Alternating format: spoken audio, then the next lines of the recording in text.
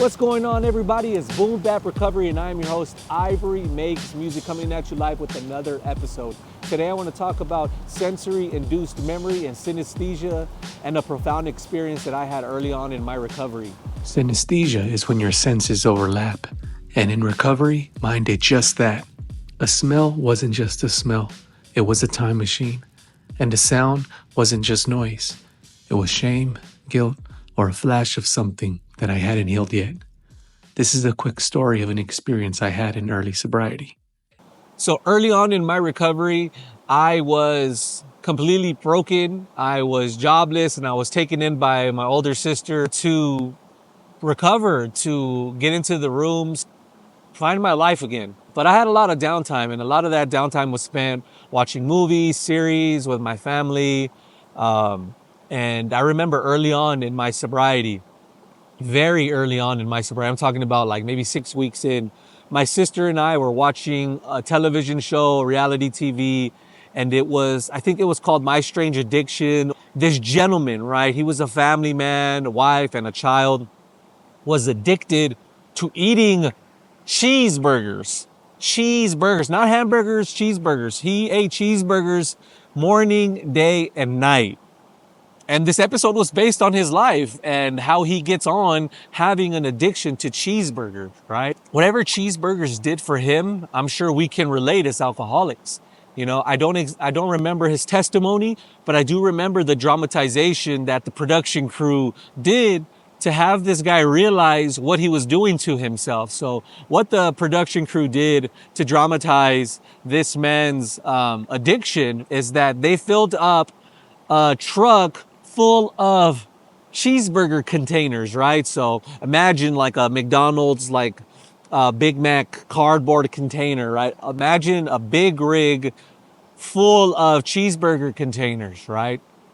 And they were outside of the truck, and they were telling this guy, look, this is how many cheeseburgers you eat, you know, eating this morning, day, and night, and probably in between.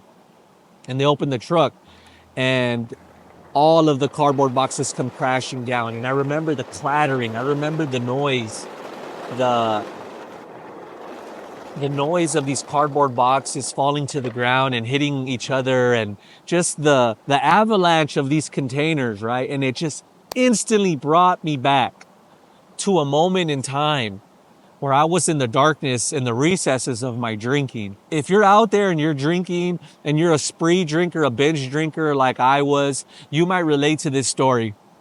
I was asked to check in on my mom's house, kind of house sit for her while she took a trip to Mexico. And the trip was only 4 days, right? So this happened in a matter of 4 days. But in a matter of 4 days, I amassed 2 trash bags, 2 big of those big black garbage bags, the big hefty ones, full of vodka bottles, full of beer cans, full of all sorts of drinking, just empty hopes and dreams, right?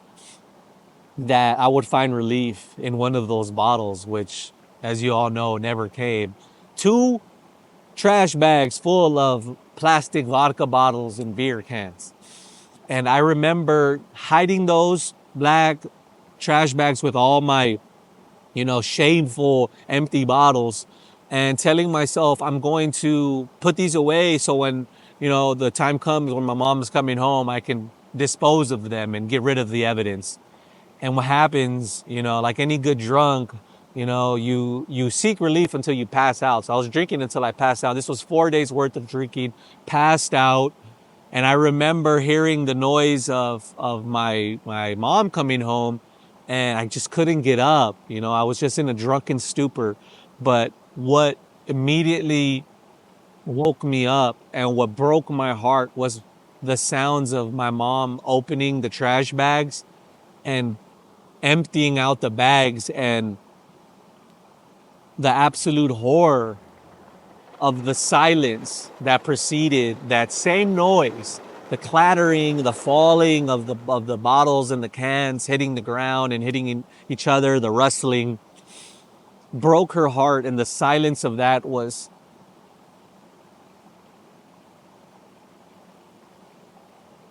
I'm Hispanic, and anytime, you know, there's something worthy of us getting in trouble for, my mom's she's gonna let it be known, you know. She's gonna come up and talk some shit and with the chancla, or, you know, just make it known like what is going on, you know. And the horror of the silence said everything, you know. Just she was just dumbfounded. You know, I think that was the first time that my mom really saw how bad I was, and it broke my heart. You know, unfortunately, it didn't stop me. You know, and I carried that shame for a while, even through the early parts of my recovery. And like I said, this is synesthesia. You know, this is a sensory induced memory. And why do we have these sort of memories, or why do we have these sort of triggers, or why do certain smells or things we see trigger us or bring emotion up, or remind us of things? And I think, honestly, like on a spiritual level, I think that's the universe. I think that's the world, God, whatever it is, you know, warning us, you know, that's danger around the corner, you know. And it tempts us, unfortunately, you know, where it could be a warning. It can also be, you know, evil forces at play, trying, our diseases trying to get us to go back out and drink and use again. But I think it is this unfinished business you have. You know, if these certain things trigger you, if certain people trigger you, you know, there's unfinished business there. But our jobs are to recover. So one day we're in a position where we can go back and clear up wreckage and make amends to people, or just be avoid those situations altogether when they can't be avoided. And I think that, as far as, you know, why alcohol was so attractive, right? The senses. I think me being hypersensitive and almost intuitive, you know, I think the alcohol really kind of bludgeoned that, you know, and took away that, honestly, what is now a superpower, my intuition, you know, the senses that I have, my ability to be present. The alcohol really denies that and negates that. And when you're drinking for 10, 15 years, you know, you lose that.